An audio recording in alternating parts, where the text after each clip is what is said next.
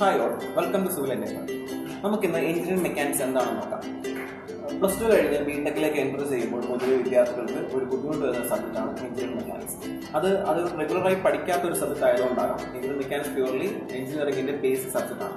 അങ്ങനെ ഒരു സബ്ജക്റ്റ് നമ്മൾ പഠിക്കുമ്പോൾ അതിന്റെ ബേസ് തൊട്ട് കൺസെപ്റ്റ് മനസ്സിലാക്കി പഠിച്ചാൽ മാത്രമേ നല്ല രീതിയിൽ അതിന് മാർക്ക് സ്കോർ ചെയ്യാൻ സാധിക്കുള്ളൂ. സോ ആദ്യം എന്താണ് എഞ്ചിനീയറിംഗ് മെക്കാനിക്സ് എന്ന് നമുക്ക് നോക്കാം. എഞ്ചിനീയറിംഗ് മെക്കാനിക്സ് ജനറലി പറയുകയാണെങ്കിൽ ഒരു ഫിസിക്കൽ സയൻസ് എന്നാണ് പറയുന്നത്. എന്തുകൊണ്ടാണ് എഞ്ചിനീയറിംഗ് മെക്കാനിക്സ് ഒരു ഫിസിക്കൽ സയൻസ് ആണെന്ന് പറയുന്നത്? ജനറലി എഞ്ചിനീയറിംഗ് മെക്കാനിക്സിൽ നമ്മൾ എടുക്കുന്നതെല്ലാം ഓരോ ബോഡീസാണ്. ബോഡീസ് മലയാളത്തിൽ നമ്മൾ വസ്തുക്കൾ എന്ന് പറയും. ഒരു ബോഡി റെസ്റ്റ് ചെയ്തിരിക്കുക അല്ലെങ്കിൽ ആ ബോഡി മൂവ് ചെയ്യുക. മലയാളത്തിലാണെങ്കിൽ ചലനാവസ്ഥയിലോ നിശ്ചലാവസ്ഥയിലോ ഇരിക്കുന്ന ബോഡികളെ പറ്റി പഠിക്കുന്ന പഠനത്തെയാണ് നമ്മൾ എഞ്ചിനീയറിംഗ് മെക്കാനിക്സ് എന്ന് പറയുന്നത്.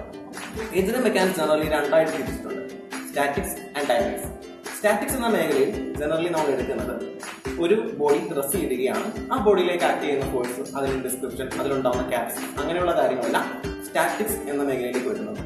പിന്നീടുള്ളത് ഡൈനാമിക്സ് ആണ്. ഡൈനാമിക്സിൽ വരുമ്പോൾ ഒരു ബോഡി മൂവ് ചെയ്യുമ്പോൾ അതിനുണ്ടാവുന്ന മാറ്റങ്ങൾ, അതിലുണ്ടാവുന്ന ഫോഴ്സുകൾ, അങ്ങനെയുള്ള കാര്യങ്ങളെല്ലാം ഡൈനാമിക്സിലാണ് നമ്മൾ എടുക്കാറുള്ളത്.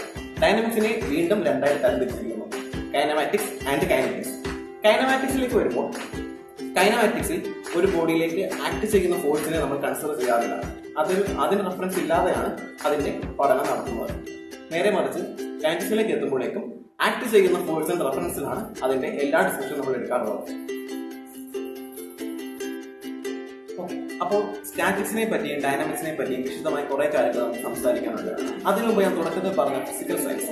എന്തുകൊണ്ടാണ് എഞ്ചിനീയറിംഗ് മെക്കാനിക്സിനെ ഫിസിക്കൽ സയൻസ് എന്ന് പറയുന്നത്?